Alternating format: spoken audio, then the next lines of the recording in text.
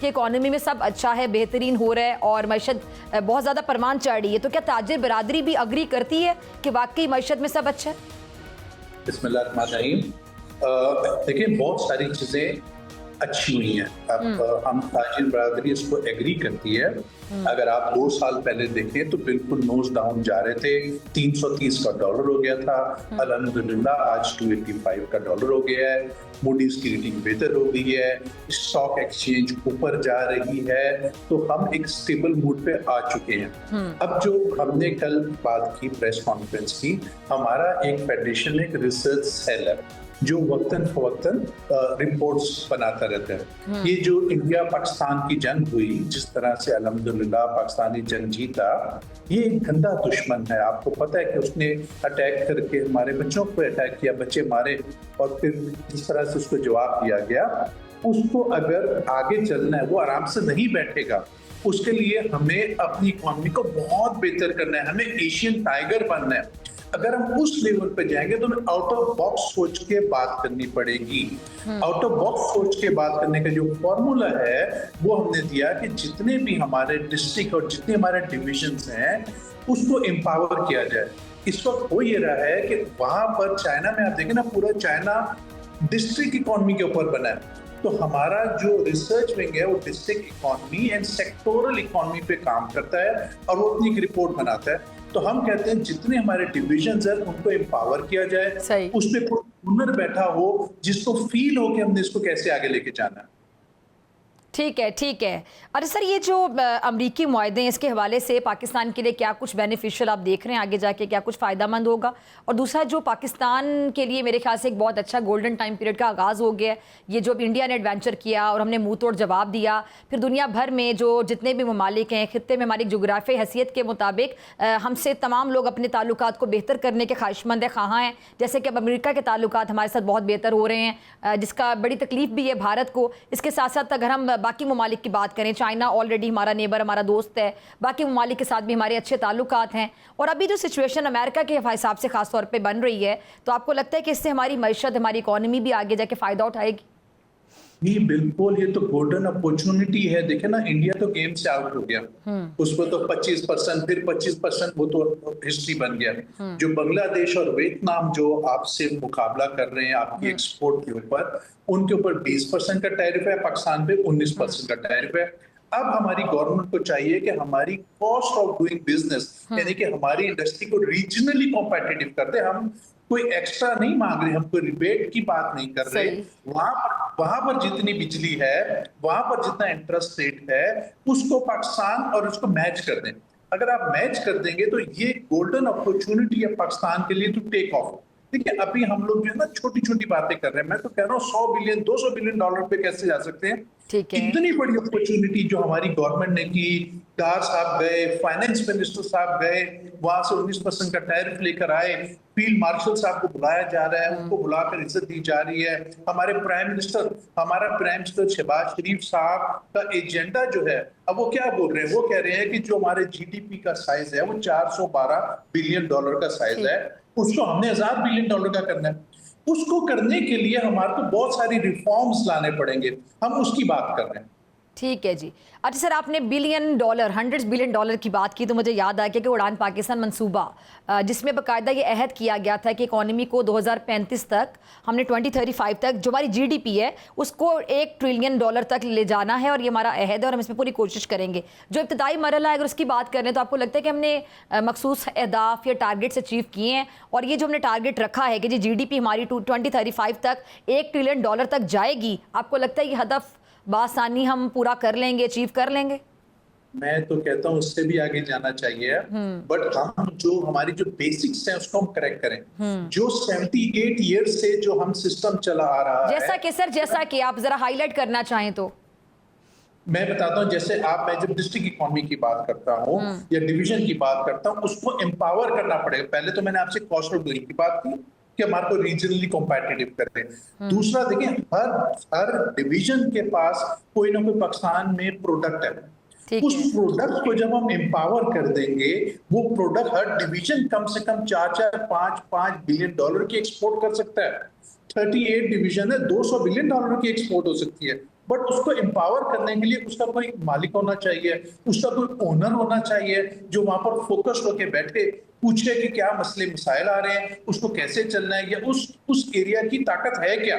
ठीक है। अब अगर आप शक्कर चले जाएं तो शक्कर में जो डेट्स की एक्सपोर्ट हो रही है, जो खजूर हमारे मुल्क में बन रहा है, उसको वैल्यू एडिशन नहीं हो रही, सिर्फ खजूर के कंटेनर पे कंटेनर जा रहे हैं। दुनिया में खजूर की वैल्यू एडिशन होती है, वो बतील ब्रांड पाकिस्तान में आके महंगा तरीन खजूर बेचता है, तो उसके कुछ प्लांट लगेंगे ना, उस पर फोकस्ड होगा, उसकी इंडस्ट्री वहां पे डेवलप की जाए।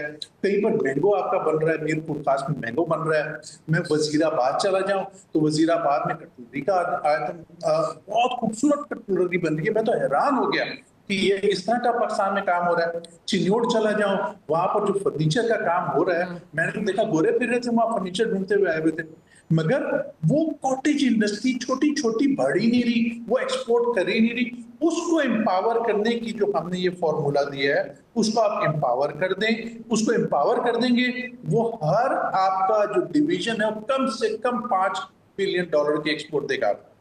ठीक है।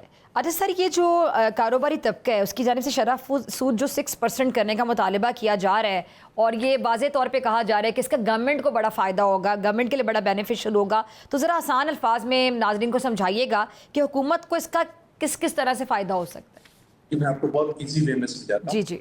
इस वक्त जो गवर्नमेंट की अपनी बोरिंग है वो 76 ट्रिलियन रुपीस की बोरिंग है, जो लोकल डेट की मैं बात कर रहा हूँ, इंटरनेशनल की बात नहीं कर रहा। उस पर 11% सूद है जो गवर्नमेंट ने अपने बजट में 8.25 ट्रिलियन रुपीस दिया हुआ है।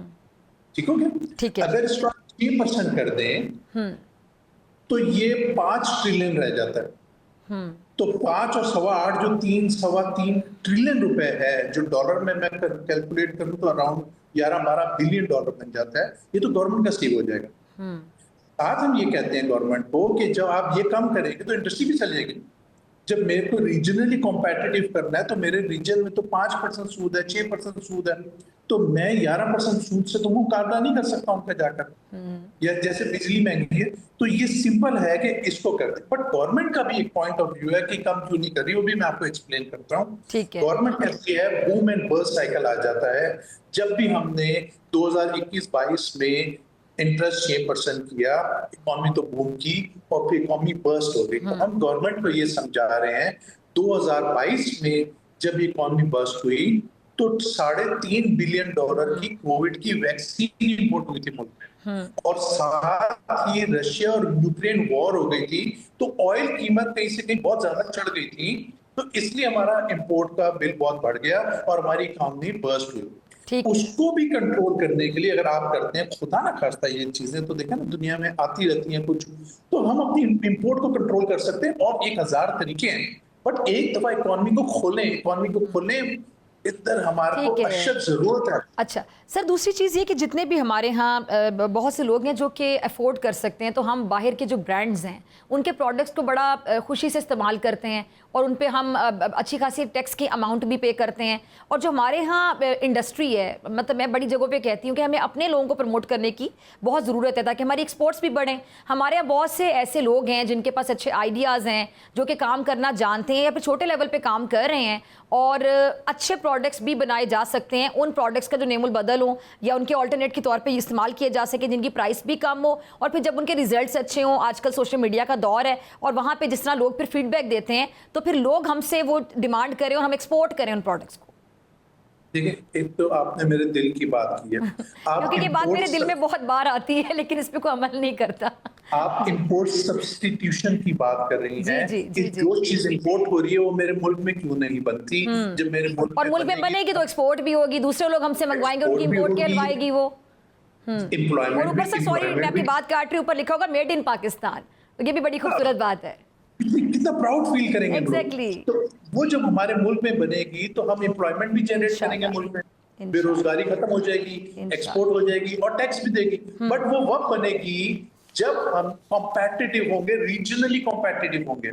अगर चाइना में एक बिजली की कीमत अगर 6 सेंट है और मेरे पास 13 सेंट है, तो मैं महंगी बिजली या महंगे इंटरेस्ट से जो भी चीज बनाऊंगा, चाइना का माल पाकिस्तान आना ही आना है। आप इसको रोकेंगे, 2 नंबर से आ जाएगा सामान। तो हमें इंडस्ट्री को कॉम्पिटिटिव कर दें। आप तमाशा तो देखें पाकिस्तान में क्या होता है। तो उसके लिए हमारे यहाँ रुकावटें क्या हैं? आपको क्या लगता है कि मैंने भी आपके दिल की बात की, आपके दिल में भी ये बात है, और मैं एक मज़ारी बात है, मैं बिजनेसमैन तो नहीं हूँ, लेकिन हाँ मेरे दिल में अक्सर ये आइडिया आता है कि इस तरह के आइडियाज़ पे काम क्यों नहीं होता। तो सर क्या हमारे यहाँ रुकावटें क्या हैं? हम उसमें क्यों इतना एक्सेल नहीं कर पाते? क्यों हम उस ग्रोथ को इमेजिन नहीं कर पाते? हमें लगता है कि क्या हम उस हद तक नहीं कर सकते? नहीं कर सकते। कॉस्ट हमारे मुल्क में कॉस्ट इतनी ज्यादा है। जब चाइना की कॉस्ट कम है, चाइना का जो एक चीज प्रोड्यूस, लेट्स से जूता प्रोड्यूस कर रहा है वो, हाँ। अगर उसकी कॉस्ट कम है और मेरे मुल्क में वही जूता प्रोड्यूस करने की कॉस्ट ज्यादा है, तो मेरी मुल्क की इंडस्ट्री नहीं चलेगी। तो कॉस्ट को हम कम कहते कैसे हैं, किया जा सकता है प्रैक्टिकल ग्राउंड्स पे? देखिए बिजली, मैं बार बार कह रहा हूँ कि 9 सेंट की होनी चाहिए। और बिजली, आप कहेंगे कि आईएमएफ जो है वो बिजली तो कम नहीं करने देगा। आईएमएफ कहता है कि सर इसलिए फेडरेशन ने 1.5 साल एक जंग लड़ी आईपीपी के खिलाफ, आपको मालूम होगा। ठीक। आईपीपी के सारे कॉन्ट्रैक्ट अल्हम्दुलिल्लाह हमारी गवर्नमेंट ने रिवाइज कर दिए। उसका ठीक जो है। बेनिफिट आया है वो बेनिफिट सही तरह से पास ऑन इंडस्ट्री को नहीं किया सही, गया। सही। उसका बेनिफिट अगर पास ऑन कर दिया जाए तो आज 26 रुपए यूनिट पूरे पाकिस्तान की आवाम को भी सस्ती बिजली मिलेगी ठीक। और इंडस्ट्री को भी मिलेगी। ठीक है। इसी तरह जो आपने इंटरेस्ट पे सवाल पूछा, उसको भी जब हम कम कर देंगे तो हमारी कॉस्ट कम हो जाएगी ना। ठीक है। कॉस्ट कम हो जाएगी, हम रीजनली कॉम्पिटिटिव हो गए।